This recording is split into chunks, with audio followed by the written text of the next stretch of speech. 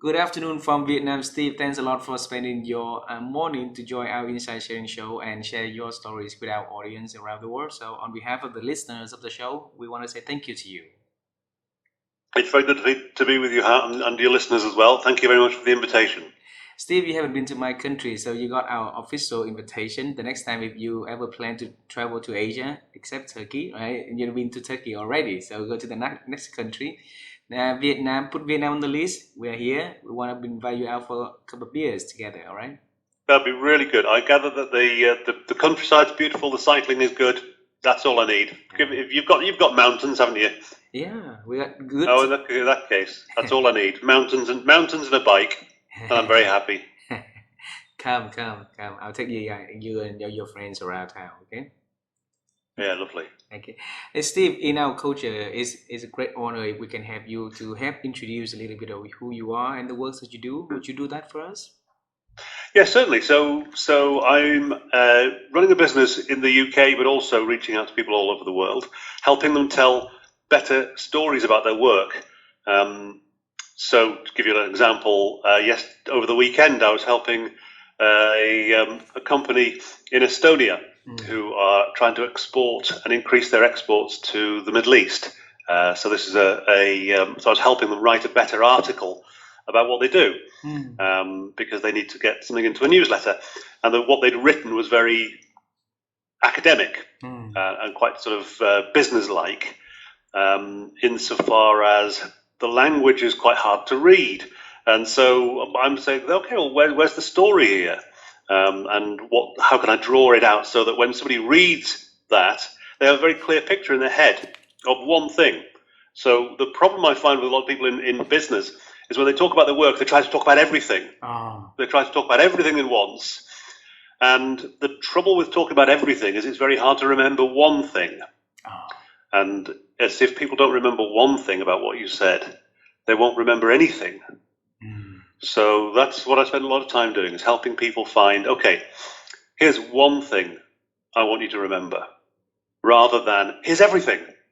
Remember everything. Well, it just doesn't happen. And also, I think what's really interesting nowadays, so I'll talk about my time with the BBC a while ago, but when I started as a journalist 30 years ago at the BBC, if you wanted to get your opinions or your product or your achievements, if you wanted to get those to an audience of people, you had to come to somebody like me, and you had to say, hey, Steve, we've got this great story in our company. We've been doing these amazing podcasts for 12 months. We're picking up a great audience all around the world. Will you do a story about us on the BBC? And I would go, and 99 times out of 100, I said no. Yes, because there wasn't, okay, it wasn't a strong enough story. Okay, so that was how it was 30 years ago. And the idea was, I suppose, that there were very few outputs for media, for stories, and I was like a gatekeeper holding people back the whole time and saying, no, that's not good enough, that's not good enough, that's not good enough. Oh yeah, you come through. Well, the last 15 years, that's been blown apart. There are no gatekeepers anymore. There's just millions upon millions of people actively telling their stories through whichever platform they want to use. Now, it doesn't mean everyone gets a fair and equal chance to do so, obviously, because that's not how the business works.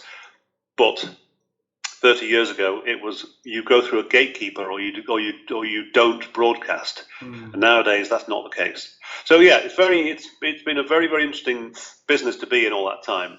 And what's really interesting now is lots and lots and lots of companies that I work with have the ability to tell a story. They have the platform, they have the means. So look, you only need to pick up, your average smartphone has a really good video camera and connects you to the internet straight away. So you only need one of these to start telling stories. So what that means is you now need to think about a story. You now need to write a story, and that's where people fall down. They don't think in story terms. Well, I'll tell you what, that's not quite true. I think everyone, almost everyone, when you get them in conversation, and about, oh, what do you do? And, oh, that's interesting. And, you start having a conversation with them about what they do. Almost everyone tells a kind of story about their work.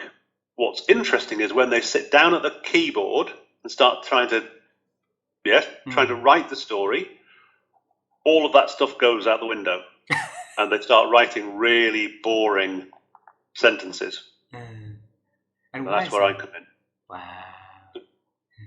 Hey, Steve, thanks a lot for sharing the works that you do. And I also a big fan of storytelling because stories are what resonate with us. We remember story when we were young, story that our parents talk to us, our grandparents talk to us, and that's what we do for the people around us also, right? So, but yes, like you say, somebody can really good at storytelling, somebody is not really good at that, especially in the part of writing it, right? So, and your work is to help them to get better at that, which is wonderful. Let's travel time together and explore the journey. Now, how did it get you to what you are doing now? Is that okay with you? Yeah, of course. Okay. Well, so yes. Where do you want to start? Okay. Once upon a time. Once upon a time, all right. Once upon a time, there was a boy. His name is Ha. It's me, right? And he wanted to become an astronaut, and then wearing the astronaut suit and jumping in different planet. Part of that is because he's the fascination of space traveling. Another part is because of personality things, I think. So as an introvert, he likes the quiet place, right? So outer space seems to be beautiful for him. But yes, the cruel life didn't give him any chance to do anything close to what he wanted to do. So now we talk to a younger version of Steve. So when you were young, what was your dream about your future self, though? Well, the closest I really got to having a dream about the future was when I was 14, 15, I wanted to be an engineer and I wanted to build things because I liked making. I always liked working with my hands. I like making things. I like fixing things. One of the reasons why I really enjoy cycling is, as well, I like the exercise. I like travel, but I also like the feeling that there's nothing on that bike I can't fix with my own hands. I quite like that. Whereas a car, I wouldn't even know where to start with a car. So I wanted to be an engineer when I was about 14. I had this romantic idea that I would build bridges, and and then it was pointed out that I think you needed really good physics and maths to be an engineer. Okay, but they weren't good. Okay, so then when I was 17, 18, I thought, well, I like writing. And not many people do seem to like writing, so I want to be a journalist. I went away to university and thought, right, well, what do I need to do in university? I'm in Manchester in England, which is a city with a strong newspaper tradition. So I need to write for the student newspaper, and that will get me started. And so I submitted one article to the student newspaper, and it was rejected immediately. Wow! And it was such a sort of knock to my confidence that I gave up on that idea completely. For 3 years, I completely gave up on the idea of being a journalist, and just enjoyed my studies instead. Didn't know what I was going to do, but just enjoyed my studies at university. And came out the other end, came out of university with a degree, but I had no idea of what I was going to do. No sense of, okay, this is my life now, I need to do this. And then, interestingly, I got a phone call from a girl who I'd shared a house with at university. And she told me, I've just been accepted onto a training course for the BBC as a trainee journalist. And I was so envious of her, consumed with envy. I was very pleased for her. I said, oh, well done, that's great. But I was really envious. And I was so envious, it would go, right, that is what I want to do. It made me realize that I feel this way because that's what I want. And it was a real lightning bolt from the blue, a real wake up call to me, that is what I wanted to do, and that was very useful. So envy sometimes, envy can be a very unhealthy emotion, but sometimes it can be really useful. And I think it's no good envying somebody for what they've got. Yeah, you don't envy people because they've got a nicer watch than you've got, or a nicer car, or all that sort of thing. That isn't healthy. I don't think that's no good at all. It doesn't tell you anything useful. But if you envy them for what they do, I think that's useful, because it's a way of indicating, okay, what do you want to do? And I think that's really interesting. And I say this sometimes too when I'm talking to young people or young students. I say, well, look around you and look at what people are doing. And if you have a feeling of, oh, I wish I was doing that. And I say doing, I don't mean what they're, I don't mean their kind of lifestyle, and I don't mean how they spend their money. I mean what they do for a living. So anyway, that was a real wake up to me. And so as a result of that, I approached another magazine in Manchester this time, and started off, offering to do articles and reviews for them for free, and gradually built up. This time I was accepted and my work was accepted, and I gradually built up a portfolio, a collection of articles that I'd written. And for that magazine, for other magazines, for national newspapers, I gradually built up a range of articles. And I was making a little bit of money, not a lot, a little bit, enough to keep myself going. And kept on like that for about 2 years. And then was able to, I applied for a couple of jobs at the BBC, and by that time I'd got enough experience that I was worth taking on as a trainee researcher at the BBC. So that's how I got into journalism, and I stayed with journalism. Really enjoyed it. Eventually, it was difficult at first, but really enjoyed it. Stayed in that work for nearly 20 years, and then went into some sort of management role at the BBC.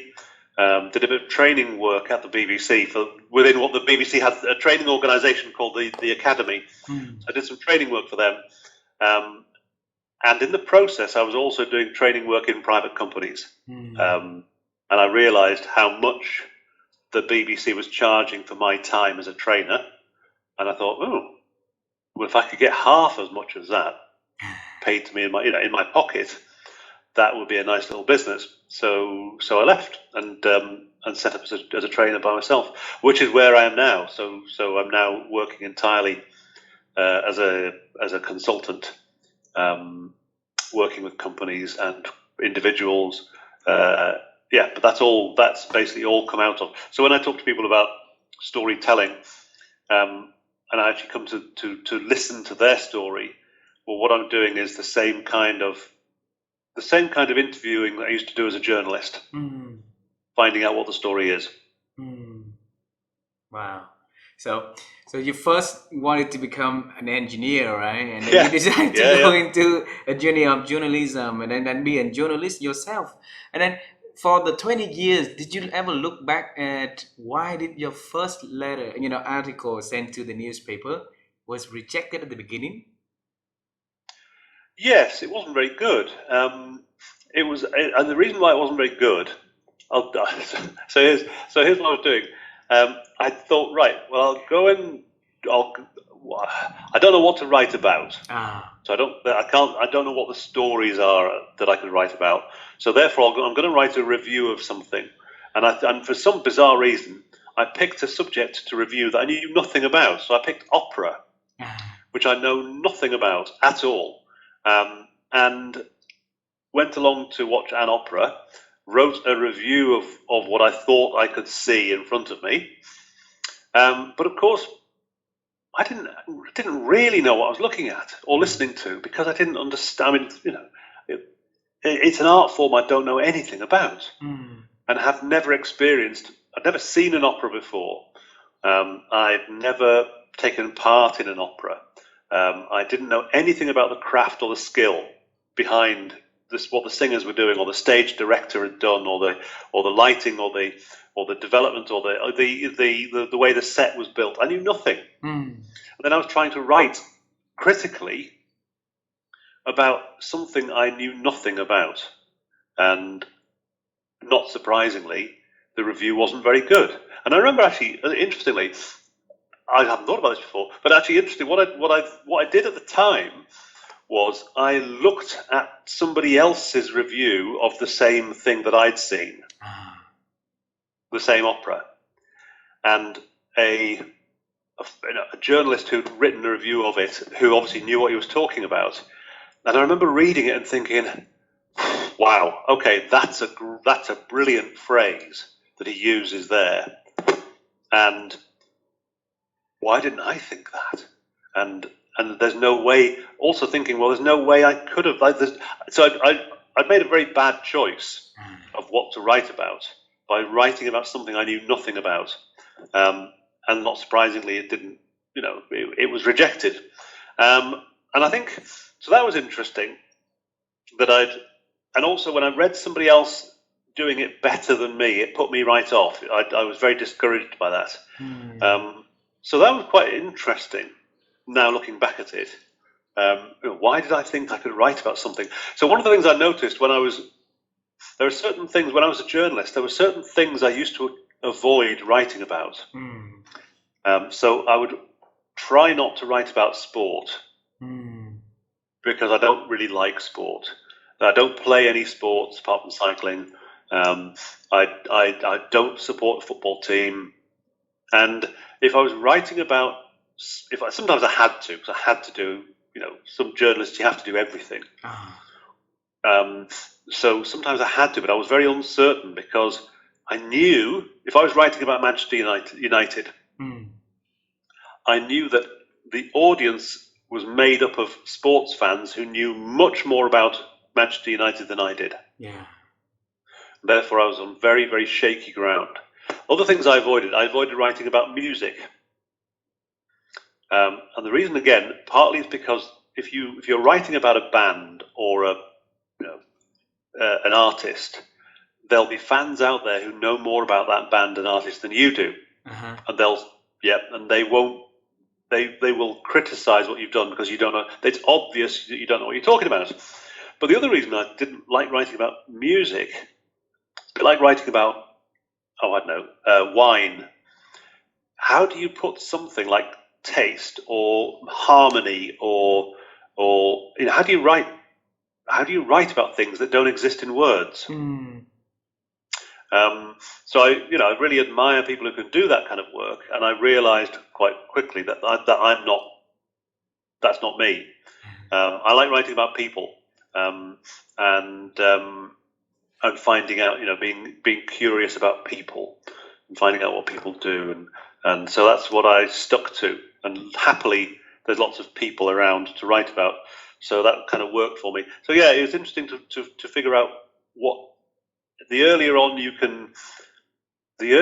your career you can figure out what you're not good at, the better. And the only way that you can figure out what you're not good at is to do it. Wow, so sad. To do it, to figure out that what we are not good at, right? Yeah, I mean, I'll bet if you look back at podcast number 1 and 2 and 3 and 4 in your series, absolutely, and listen back to them, you'll go, oh, bloody hell. You'll listen to yourself and go, oh, that's terrible.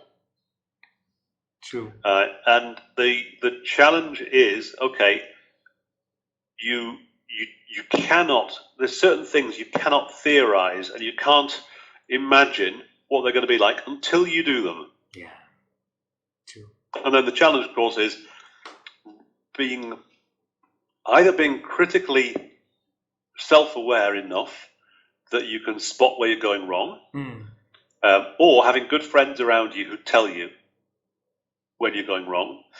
And then there's that debate of how long do you continue with something that you're not very good at. And the answer is, if you give up too fast, then you don't grow. But if you carry on too long, you're wasting your time. Steve, that leads to another question I want to ask you. Yes. because you quit fast. You quit it fast when you got your first article, right, rejected. Yep. And then in the Yep. moment that your friend got accepted to BBC as a trainee, then that envy that you got on her for what she do, right? Because Yep. trigger the desire of changing for you, so that you want to go back into the industry. So at Yeah. that Yeah. moment, what did you give to yourself that you overcome all the fears of the setback and failures, afraid of failure, so you wouldn't put on for years, for like 3-4 years? Yeah. Yeah. Yeah. And also within that. So when I was lucky to get a job and some training in when I was at the BBC, and I think I was about 23 years old when I got that job. But even then, I wasn't very good at first, so I had to spend a lot of time making mistakes and learning what I was doing as I was doing it.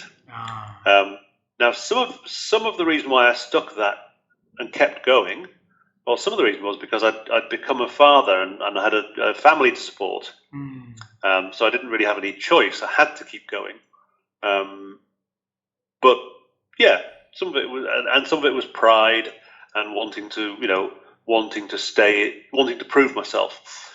So yeah, you're right. It's an interesting one of what makes you give up and what makes you carry on. And it will change from person to person and from job to job. It will just constantly change whether or not you give up or carry on. And obviously there's certainly a virtue in carrying on with something, even though it's difficult. There obviously is a point when carrying on is the wrong thing to do. So if you there's a brilliant kind of psychological trick or kind of description of something as being a sunk cost fallacy. And the sunk cost fallacy is basically, if you're looking at something and deciding, should I carry on with this, then you're making your decision based on the fact that to stop now would be to throw away 3 years of work. So if you were, let's say you've been doing the podcast now for how many months? 15. 15 months, okay. So you've got 15 months of podcasting, and if you were trying to decide, okay, should I give up now? If it's not going very well, should I stop or should I carry on? And if part of your decision making is, well, I've spent 15 months doing this, it would be a shame to waste that 15 months. Well, in a way, that's true, because you'd feel that the shame and the hurt, you'd feel that emotionally. But in another sense, that's completely irrelevant, because whatever you do, if you continue or give up, doesn't matter. You're never getting that 15 months back again. True. That 15 months is gone. It's like people playing poker. I don't know if you ever gamble, but if you're playing poker and you get 2 good cards at the start, and you go, okay, I'll put 10 chips in, and then you get another good card on the table. You go, well, I'll put 20 chips in, and then the next 4 cards up are bad. Then you've gone from having you thought you were on a really good hand, and by the end of the betting stage, you realise you've got a really weak hand, but you put 100 chips on the table. Got it. And if you fold now, you lose 100 chips. But if you stay playing, and the stakes are going higher and higher and higher, you could risk even more. But you're guided by, I can't. It would be a shame to lose those 100 chips. But they're gone. Wow. That's it. They're gone. The 15 months you've spent doing this podcast, that's gone. You're never going to get that time back. So don't make that the only basis of your decision. Should I continue or not is really a decision about the future. And there's only so much you should allow yourself to be guided by what's happened in the past. That time has gone. And you'll never get it back. The money is gone. So there's something which is very interesting about why do people carry on doing things. And as I say, there's no easy answer, because sometimes the right answer is carry on and you will get better. Sometimes the right answer is stop, you're wasting your time. Wow. It's very hard to know. Very hard to know what the right answer is. Steve, so I think that the universe has a very beautiful things to attract, us together. So called law of attraction, right?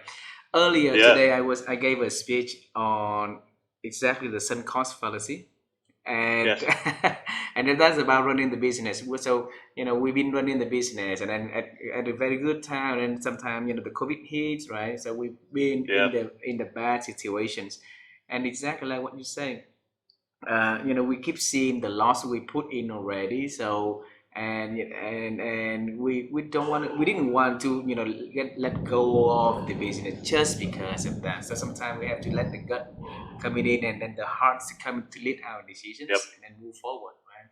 So the question to you is when you were at the BBC, what happened that bring you into the side for training though?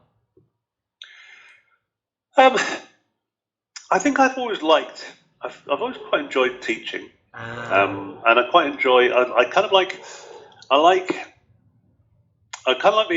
the attention. I like of other people paying attention to what I say. I like finding new ways to explain things. So I kind of like that. What was interesting, I'll say, here's an interesting thing about working as a journalist. Even in someone like the BBC, who took training quite seriously.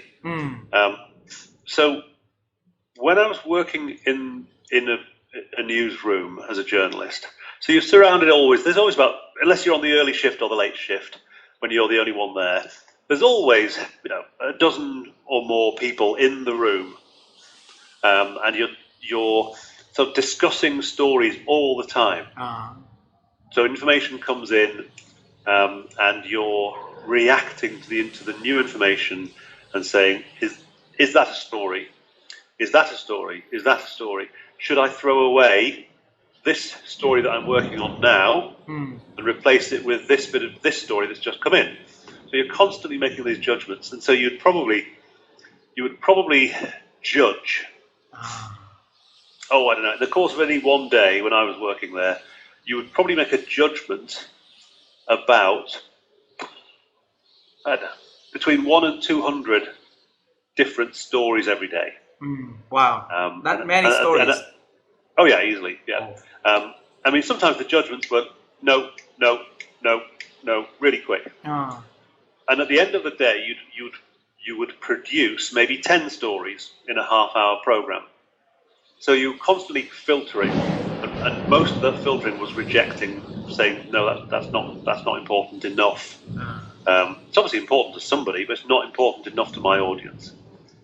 So you're mostly rejecting. And so you'd have a lot of discussion happening in the newsroom about what was a good story and what wasn't a good story. And what was interesting, I thought, was no one ever defined what made a good story. No one said, a good story is good because A, B, C, D, E.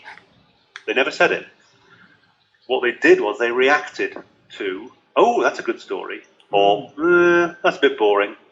And you got those reactions without anyone really explaining why. And as a new journalist coming into the business, I was thinking, why is that a good story and that one isn't? I'd go in with an idea for a story and I'd be thinking, well, I think this is a good story, but why does nobody else like it?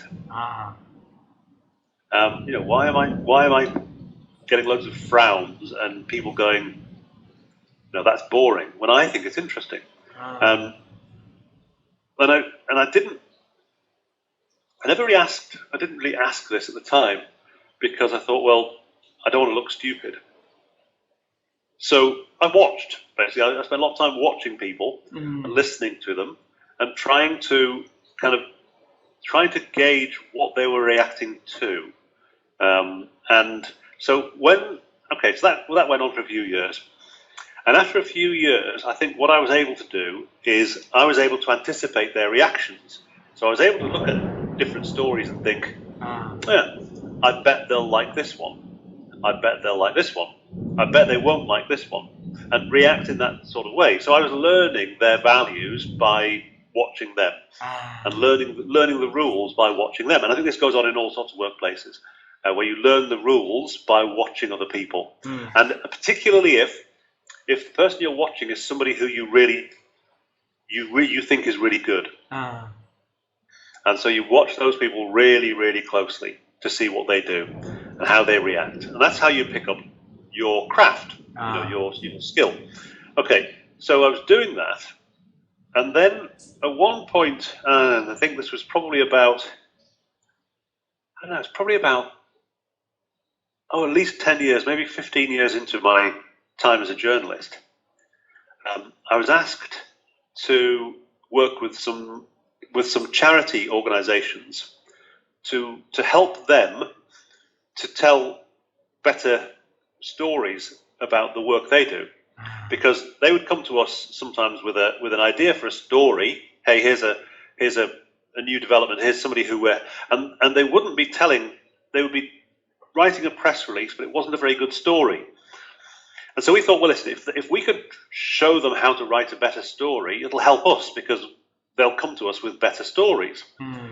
And so it was self-interested, but at the same time we were helping a charity. So I was asked to do this. I said, yeah, I'll do that.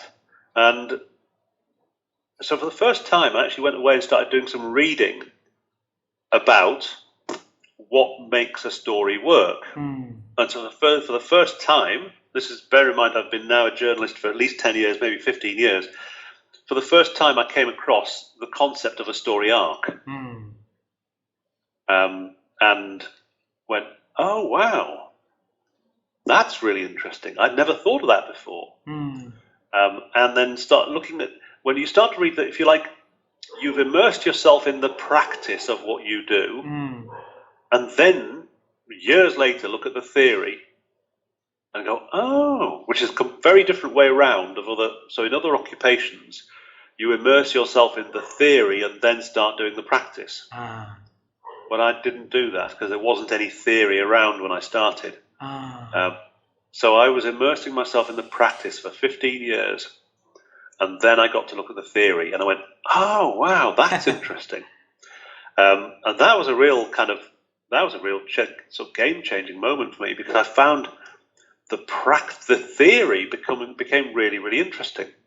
So I started reading a lot about how people write stories, why certain stories work, and I've remained fascinated by that, to the point now where if you look on it's on the bookshelf there, right? Okay, so a lot of those books on that shelf are to do with, well, there's two main branches of book there. One is around kind of case studies of, look, this is how people use stories. So in advertising, in writing, in public speaking, this is how people use stories. But the other section of books is around the philosophy that underlies stories. So whether that's from a kind of mythological point of view, or whether it's from a biological point of view, a neurological point of view, and I find this stuff absolutely fascinating. And so for the last, I don't know, 5 years, I've gone really, really into why it is that stories work. Because actually, if you're looking at why stories work, actually what you're really looking at is how do people see the world? And that's, I think, endlessly fascinating. Wow. So I was very surprised that you got into BBC, where you do a lot of stories, and then there was no standard, there was no guidance on what was how to select stories and then decide it on. So there's a lot of biases and noises along the ways also, right? Oh yeah, absolutely. I mean, there is, when you don't have a set of rules for anything, explicit set of rules. Okay, here's the problem. an explicit set of rules for any process only captures a certain amount of the things that can happen in that world. So if you have an explicit set of rules, as let's take something really simple. Look, we used to have a thing where we would say in the newsroom, in TV news, when something went wrong, you would say, "Okay, that's bad, but look, it's only telly, nobody died." Right? As in, we've made a mistake, it's embarrassing, but nobody's dead as a result of our mistake. Okay, which is true. So you take the extreme alternative, air traffic control. If you're landing jet planes at an airport, an air traffic controller, if you make a mistake, people will die. Yeah. Okay, so in those kind of occupations, there are very strict rules worked out over many, many years and taught explicitly. Here's how we do this thing, and here are the rules. But what's interesting is in any occupation, the set of rules never covers everything. It just can't. So it doesn't. So in a job like air traffic control, the set of rules probably covers 99% of things that can happen. Okay, because if you don't get it right, people die. Okay, then you look at the other extreme, which is so air traffic control is over here, and journalism is somewhere around here. Because you can get things wrong in journalism. You can be taken to court and sued for libel. Yeah. Or contempt of court. Or okay. Then the other extreme over here is if you're a singer-songwriter or a poet or a painter, there are no rules and nobody dies, and if you get it wrong, nobody cares because it's just a poem. Yeah. So you can be as free as you like with your poetry, right? Because and nobody wants any rules, to be honest, in the most of those, But so, rules have different place. Some places need lots of rules, some places need none at all. Journalism was somewhere in the middle. But yeah, it was interesting. What happens when there are no rules in a place like a newsroom, or there are no explicit rules? Well, what happens is, you're right, all sorts of biases creep in. So you'll be sitting surrounded by a group of people saying, "That's a good story," when what they mean is, "That's a good story for someone like me." Good. Now, some of that is to do with understanding your audience. So so the program I used to work on was watched mainly by people over 50. Over 50 years old. And when you were thinking about what kind of story to do, you had to think, who's watching? What do you're trying to? This is a good story for someone like them. Was the process you were trying to go through. What was really interesting was that in that part of the BBC, we had amongst the oldest audiences, but some of the youngest staff. So we had lots of young staff straight out of university who were in their 20s, who were making, in local radio, they were making stories, content programs for people in their 70s and 80s. So there was you had to be aware of those biases creeping in. I think this is a great story. Well, you're 25 years old. The person listening to this story is 75 years old. Think about it. Yep, I understand. Steve, go to the next thing is I want to congratulate you for two things. All right. First, you go on your own, be an entrepreneur, and do the business that you want to do on your own terms. All right. Second is write your own book. And you have two of them, right? So we're gonna go because why I say congratulations, I have a lot of friends who are executives. By the time they retire, there are two things that they share with me in common. They could have started their own company when they were younger, and while making millions for organization, they can make the money for themselves, right? And the second thing is they could have they have a lot of experience and stories they want to share, and they yet write in a book, about that to leave the legacy back. So I always told them that time is now. and then push the boundaries for them to go for the next. So for you, Steve, what strength did you give to yourself, to leave BBC's works, aside, and leave off the comfortabilities of a full-time job and go to the widening world and do it yourself? Tell us. Well, remember I said to you before about how, well, the first, if you like, the first shock or the first push I had to become a journalist was envy. A friend saying, "Oh, I've got this place at the training scheme," and I was going, "Oh, I'm so envious." Okay, well, the last push that kind of pushed me out of the job was similar. It was a kind of emotional push, and it was to do with, this is going to sound really strange, I used to sit in, I'd moved by this stage. I wasn't very happy with the job I was doing, because I've been doing it now for nearly 20 years. And then, so it started to feel a bit repetitive. So already I was feeling a bit, okay, this is getting a bit repetitive. So I was getting a bit bored. Then I went into a kind of management role, which to be honest it wasn't as exciting as it was. It was much more boring than the job I'd been doing before. So I was bored, and I was 45 years old. I'm thinking, oh God, I can't do this for the next 20 years. What am I going to do? So there was general feeling bubbling along of, this is a bit boring. But the final push was, I'd be sitting there in, say, March or April or May, the beginning of the spring and summer period in the UK, and I'd be sitting there looking out of the window at a sunny day outside and thinking, why am I in this meeting? Why am I stuck in this building for the next 5 hours when I could be out there in the sunshine? Why am I wasting my life in these boring meetings when the sun's shining outside? I could be outside. How can I? So I was just sitting there thinking, how can I get a job that allows me to be outside more often? Because I just love being outside, and I love being in the sunshine. And how can I do it? And it became a bit of a kind of obsession that I thought, I've got to find a way to get out of this. And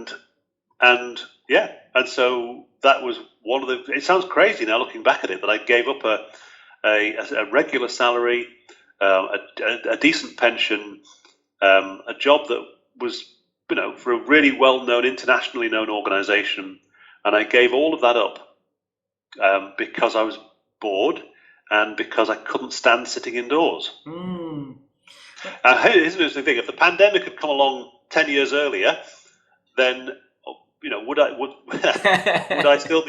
still be happily working from home as a journalist? I don't know. But that was a big part of it. Was, look, I can't believe I'm just stuck here. As I say, the envy part, I suppose, also kicked in, insofar as I thought, hang on a second, the BBC is hiring me out to other organisations to run training courses for them, and they're charging a lot of money for my time, and I'm just getting paid my day rate, and I'm just getting paid my wages, but they're charging maybe 10 times what I'm getting paid for my time.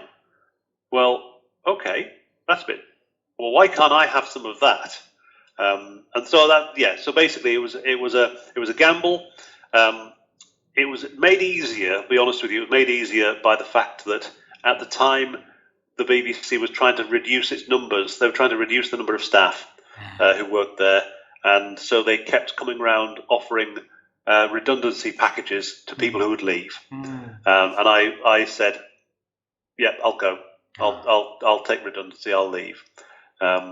And so that made life a bit easier, that they were actually willing to sort of pay you to leave. I didn't just walk out the door one day, which obviously makes life a lot easier to have that offered to you. So yes, I took it and I left. and it was difficult. It really is difficult, and it's still tricky today. So there's still days where I sort of look at my spread of work, and I have no work at all in my diary beyond probably March next year. So it's less than 6 months out. I have zero work, zero income, but it's always been that way. And I've just got used to it. Now, what's interesting about the books? So you mentioned the books. Well, the first book, which is up on my shelf, was actually a bit of good fortune and a bit of sort of useful. We talk about how useful is it to be on LinkedIn, for example, which is I think where we connected on LinkedIn. How useful is it to be on LinkedIn? Well, it's pretty useful in lots of respects because you're building up like a public CV. And so as a result of some of the work I was doing at the BBC, I was building up a profile on LinkedIn. And as a result of that profile, I was approached by a publisher who said, would you be interested in writing a book for us on how to use creative techniques at work? And which is what I was doing at the BBC at the time. And I said, yeah, okay, I'll give that a go. And so as a result of that, spent 6 months, when I'd left the BBC, spent 6 months writing a book. So that was very useful. And that was directly as a result of being active on LinkedIn. So it does pay off to have a good active profile on LinkedIn, I think. Having said that, the vast majority of the work I do comes from recommendations and referrals, or repeat business. So anyway, so that was a useful process. Took 6 months to write, and it was also very interesting that even with a well-known publishing company behind you, you have to do an awful lot of self-promotion to get any kind of sales going on a book.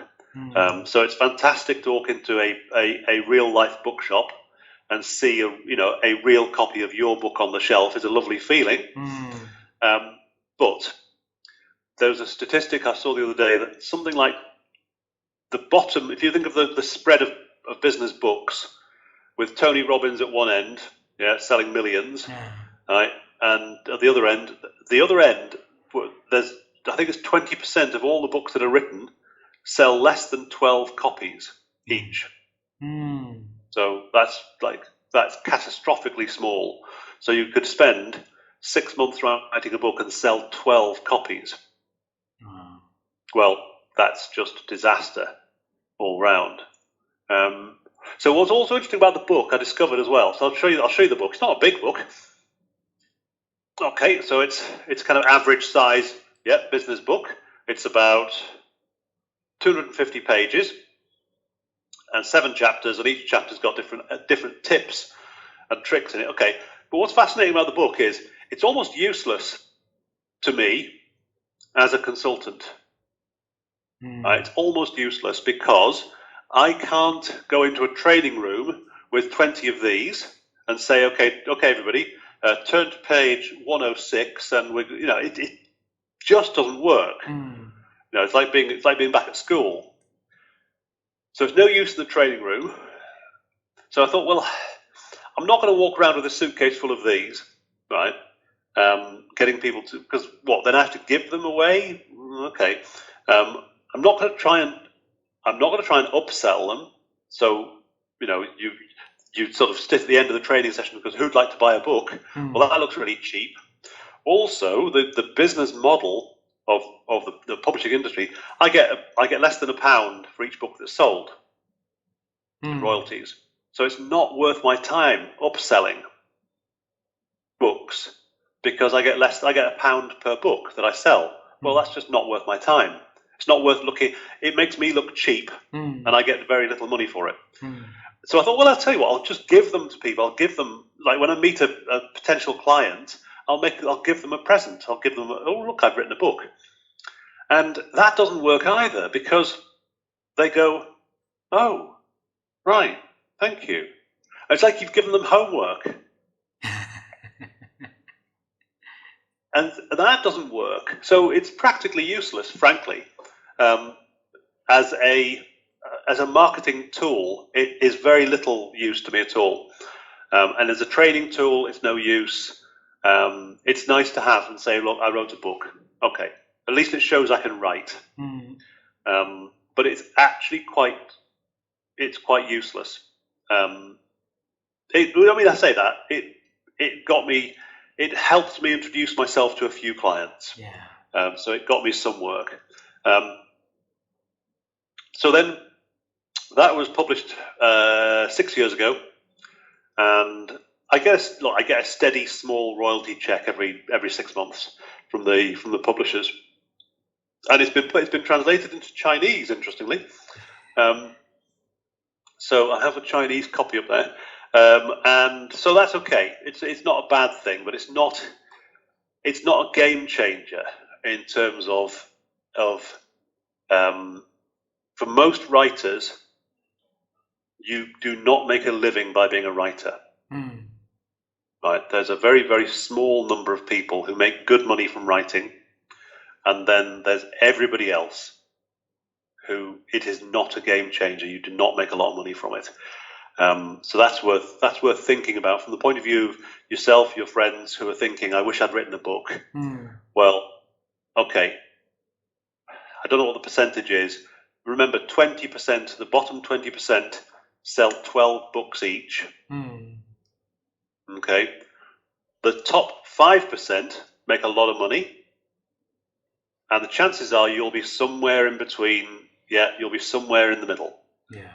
So it's very hard, very, very hard to say that you will make money off your first book. The chances are you won't. So then it's okay. Well, why are you writing? Maybe it's a kind of a vanity thing.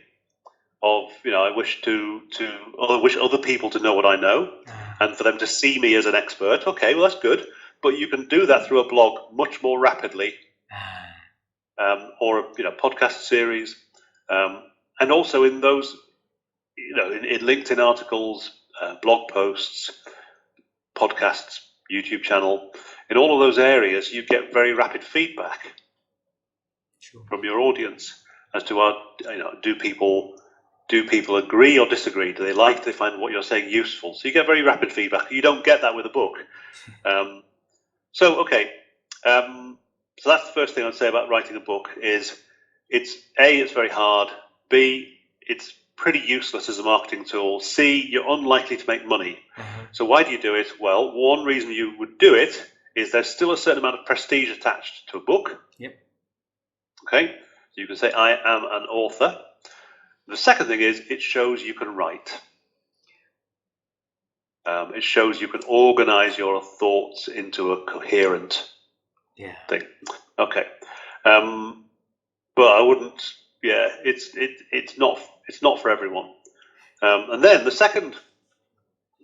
interestingly, the second publishing project I've done is completely different. And basically, this one, which is probably how you came across me on LinkedIn. Yeah. So this one is not a book; it's a box of cards. Yeah. So this is the Storyteller Tactics product, and actually in content terms, so it's a series of different single cards. Beautifully, right? Yeah. They're lovely to look at. And each card. Okay, so let me give you a little example. All right, so this book here, I read about 4 years ago. It's by a guy called Laszlo Bock, who's the head of HR at Google. Right? And he wrote a book called Work Rules, and it's about the rules at Google of how they approach their work. Yeah. Okay, and it's very good. And there's lots of useful stuff in there. So I tend to scribble it. I write in books, so I've made lots of little notes in this book about useful ideas. Okay, there was one in particular where they talked about how did Google approach failures when people fail at a task. What do they do? And I thought that was really interesting and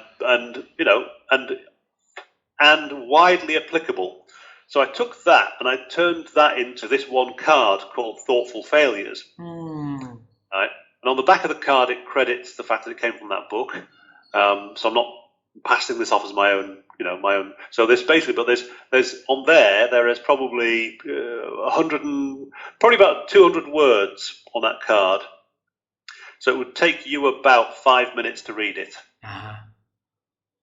Whereas the book would take you 2 weeks to read that. Whereas that'll take you 5 minutes. So it's the idea of the cards are a sort of super condensed format. The other great thing about cards is if you read a book, you start at the beginning and you keep going until you reach the end. Right?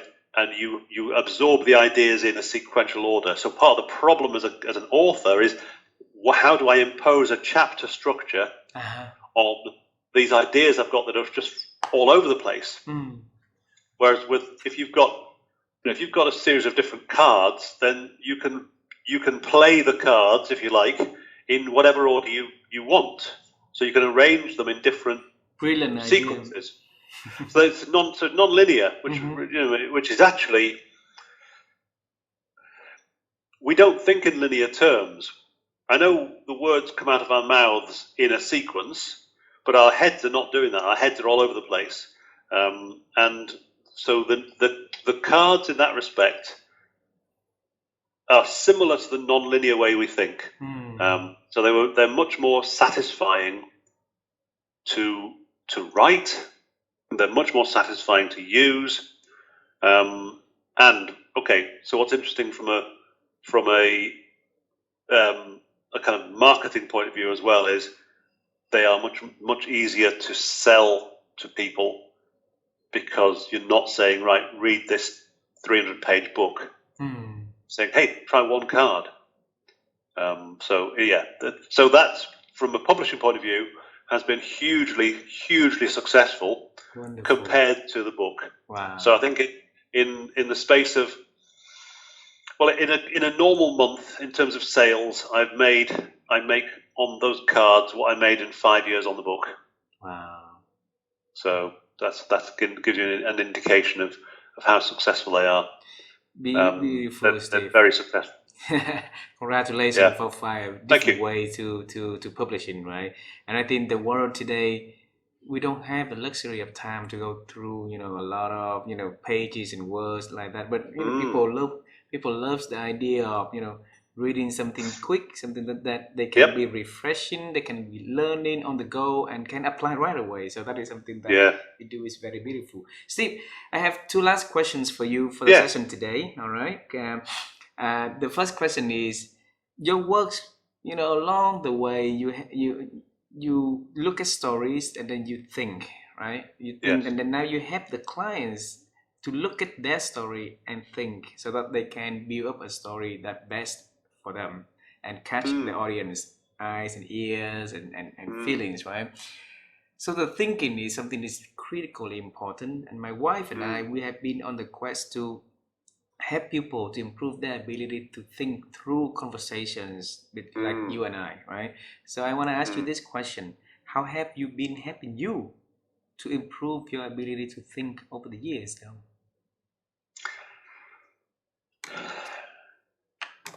That's a good question. I think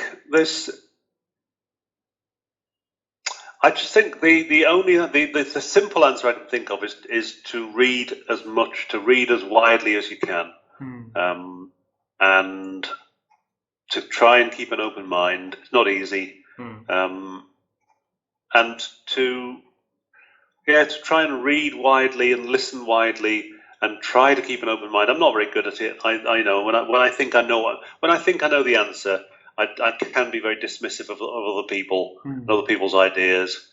If I think I've heard, I get bored very quickly.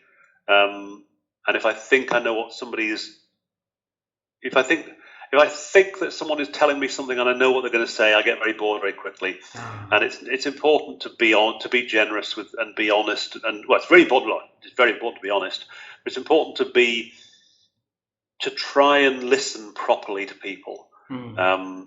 is very important. And to recognise, I suppose, your own biases we talked about before. I'll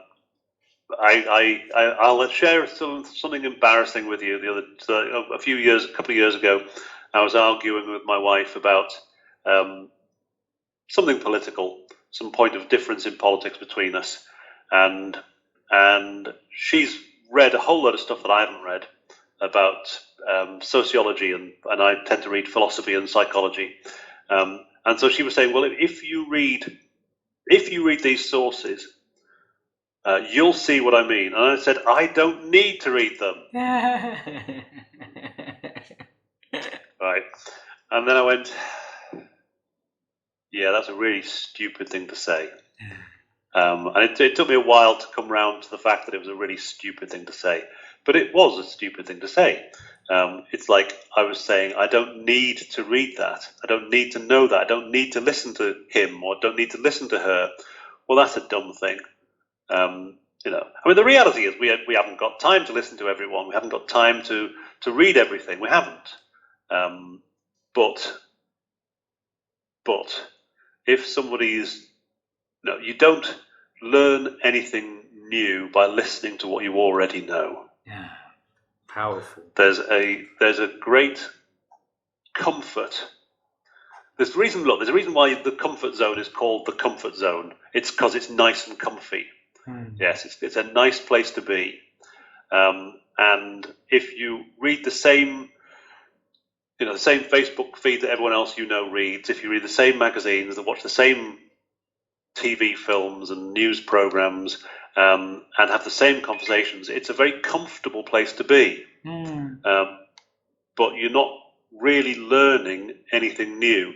And so you have to be ready as much as you can to listen to people who you don't agree with, and listen properly. Not listen as in I'm going to listen to you until I hear something stupid, and then I'm going to smash you down. It's like so the thing is not to try and. I know I'm terrible. I say this and I don't do it, but the importance is it's not about winning. It's not about winning an argument. It's about learning something new, and I find that's very hard. So I love winning arguments, but who wants to live in a state where you're sort of, with your talking to your friends or your colleagues or your wife or your kids, who wants to live in a state where you're right and they're wrong? Anyway, so that's the first thing: is be as open-minded as you can. Acknowledge the fact that you are biased, and that you like to be comfortable, and therefore you will read things that make you feel good, and you'll prefer to read things that confirm your existing ideas. You will prefer that, and you won't like reading stuff that makes you feel uncomfortable. So just acknowledge that, and just be aware, and don't ever find yourself saying, "I don't need to read that," because that's silly. That would be my main thing. That's really, really powerful. Thanks for sharing. So last question, all right? So we know that Steve at the age of 14 wants to become an engineer, then didn't become one. Then move forward, becoming wanted to be a journalist. Got knocked down because of the one article saying, right, and then through the right kind of envious that brought him back onto the career as a journalist, and then again because of the a different push that you went on your own and start your own company, training people on storytelling, right? So we're gonna go into the future a little bit in here, Steve. What is the one thing that exciting that you are doing, you are about to be doing, and you want to share with us, so me and the audience, we can celebrate with Steve in advance? I'm looking forward to. I don't quite know when it's going to really start again, but I'm looking forward to getting back in the training room with people more. So before the lockdown, all I ever did was face-to-face training, and then during lockdown, all I did was online training on Zoom. And I want to get back into more. I'm doing bits of. Now I want to go back into being in the room with people again. and actually training with them, because I just like Zoom and Teams are okay for one-to-one conversations, but they're terrible if you're trying to talk. If you're trying to work with more than one or two people. So I'm looking forward to doing that. Gradually, that work coming back. I'm kind of working on more story cards. So there's a new pack of those coming out soon, which I think will also be interesting. And then I'm going to spend more time with my bike, and spend more time cycling. So who knows? I've got an idea to go off somewhere hot and sunny in the winter and do some cycling. So yeah, I guess it's just what's going to come next? I don't really know, but I've got 15 years before I'm going to retire, and I'm going to keep myself very, very busy. I wish you have all the resources, all the support, and all the things that you wanted to accomplish will accomplish. All right. And then for the cycling part, go to Vietnam. We have a beautiful mountain that you can cycle in. All right, yeah. My friend. That sounds fantastic. Thank you. And if I end up in Vietnam, I'll hit you up and we'll go and have a drink somewhere. Please. All righty. Steve, thanks a lot for being so generous to join our show and share your stories with our audience. And on behalf of the listeners, I want to say thank you again for joining and sharing. Please say hello to your wife and your children first, and tell them that we want to say thank you for them having you spending 1 hour with us instead of with them, right? Okay. Thank you. It's been lovely. It's a really interesting conversation. Thank you for inviting me. Thank you very much. Steve, have a wonderful day, all right? Have a beautiful week. Thank you. Tara. Goodbye. Goodbye, Hart.